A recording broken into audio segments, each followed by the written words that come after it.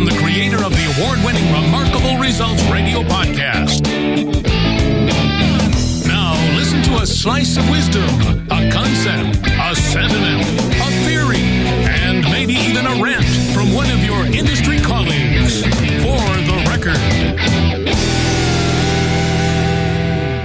Hey, Carm Capriato here from Remarkable Results Radio and the Town Hall Academy. Welcome to episode 6 of For the Record. Everyone knows Gonzo from Gonzo's Toolbox, and he shares a life incident that forever changed his world. He has a strong message for you. For the Record brings you personal insights from your industry's colleagues. It's a short yet focused opportunity for a rhapsody or an opine from one of your industry colleagues that may just change your personal views. Here in episode 6 is Scott Gonzo Weaver from Gonzo's Toolbox. Scott joined the Zipper Club when he had open heart surgery. He says he had warning signs but didn't listen to them. In this short monologue, he sets up for you the warning signs and consequences that a life-changing moment does to you, your family, and your life. The views and opinions expressed are those of my guest and do not necessarily reflect the views and opinions of the author, sponsors, associates, or affiliates of LSTN Media LLC. For the Record is sponsored by the Town Hall Academy, a summit of lessons from your own industry colleagues. They are conversations worth hearing. Find the talking points for Gonzo's rant and links to his previous episodes at remarkableresults.biz/F006. Now let's listen to Gonzo for the Record.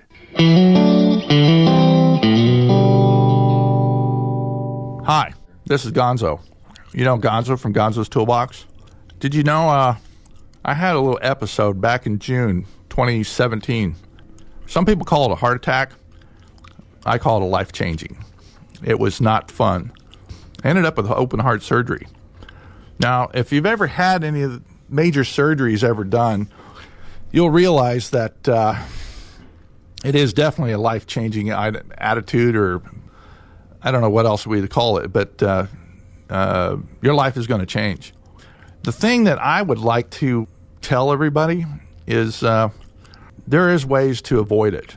There are signs that you can look for. And I know we've all heard, hey, listen to your body. You know, that don't get out there and just be an idiot and just work. And see, and I was exactly that. I'd get up, have my coffee, same routine, get in the car, drive the same route, go to the shop, open the shop, deal with the customers, the cars, everything that involved in the shop.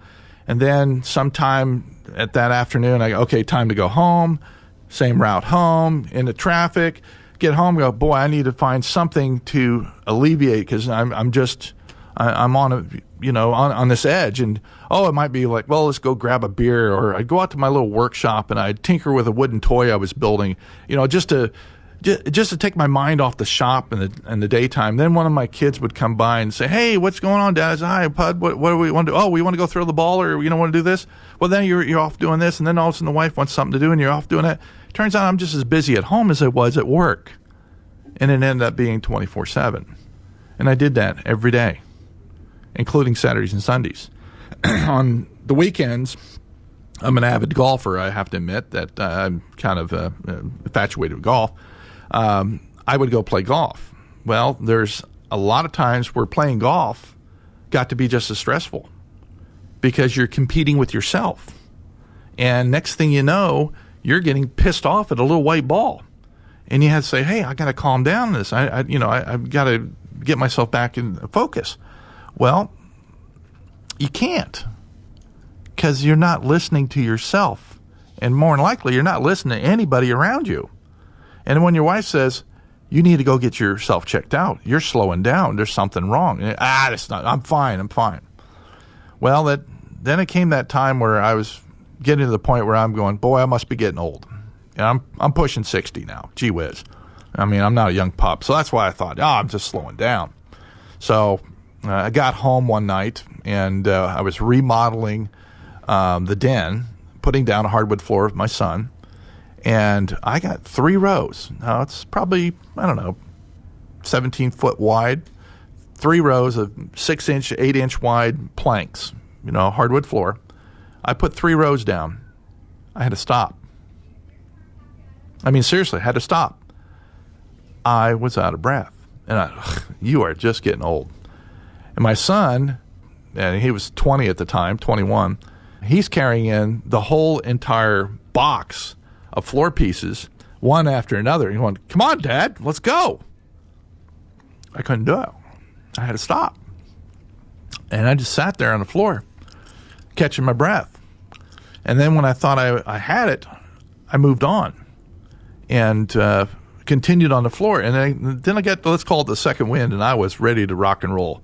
And I think within the next couple hours, my son and I had the floor done. But there it was. I'm still at it. And did I see any signs at that point? No. Should I? Absolutely. Now, after the heart surgery, after mothballing my shop for 6 months, I finally had to reduce the price and sell it. So I sold it. I'm no longer a shop owner. I'm still have a whole lot to do with the business of automotive. I'm teaching. I go to the conventions. I do a lot of writing. I write manuals. So I still have my hands in the toolbox, let's say. But I had time to sit back and say, did I see early signs that I was having a heart attack long before I went into the hospital? The answer is yes.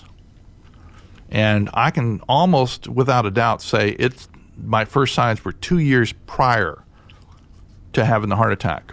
And it started out with just a sharp pain in the chest, which you thought, oh, it's just a sharp pain. It went away in a minute, 30 seconds. So you ignored it.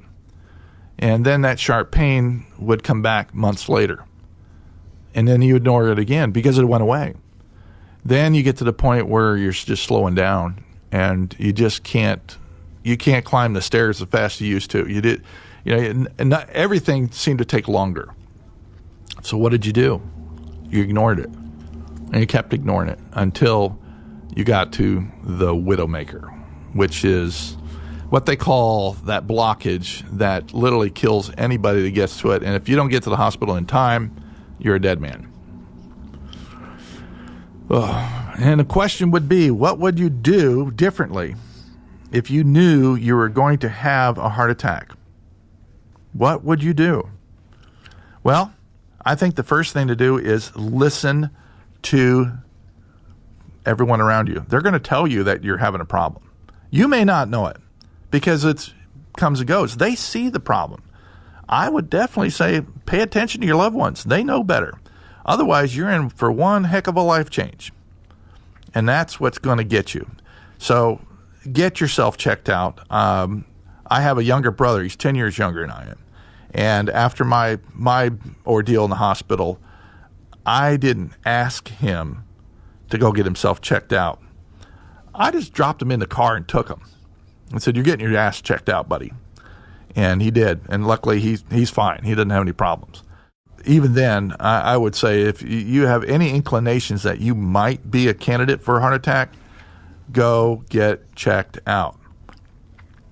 And then I guess the thing you should ask yourself is, should you be preparing yourself for a change of life if this is in your future? Yes. Financially, emotionally, and physically. Everything needs to be adjusted. You cannot do what you did before. I'm not going to lift the head off an engine ever again. That's out. I'm not going to be planking over top of a motor as I used to. No, that's out. There's just certain things you're just not going to do anymore. Some things never change, but some things will change forever. And I would definitely say set yourself up.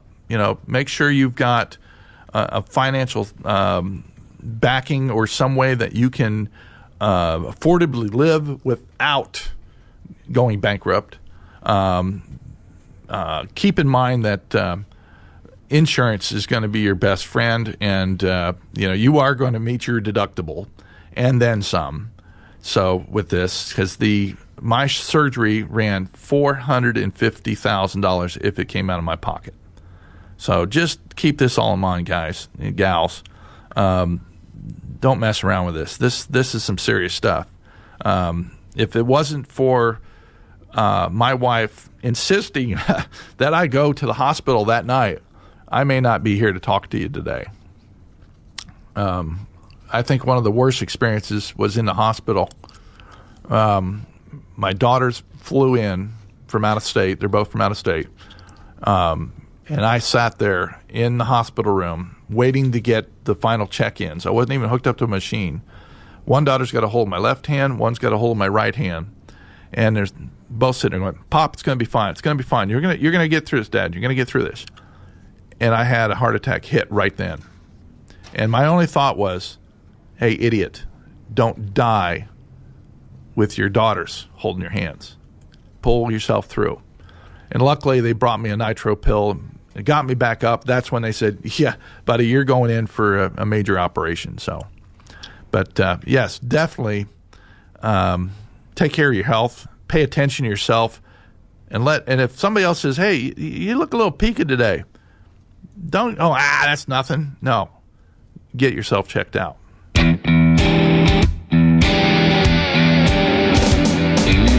Thanks for listening to For the Record from Remarkable Results Radio. Subscribe to the show on your favorite podcast listening app. Find all Remarkable Results podcast content at remarkableresults.biz.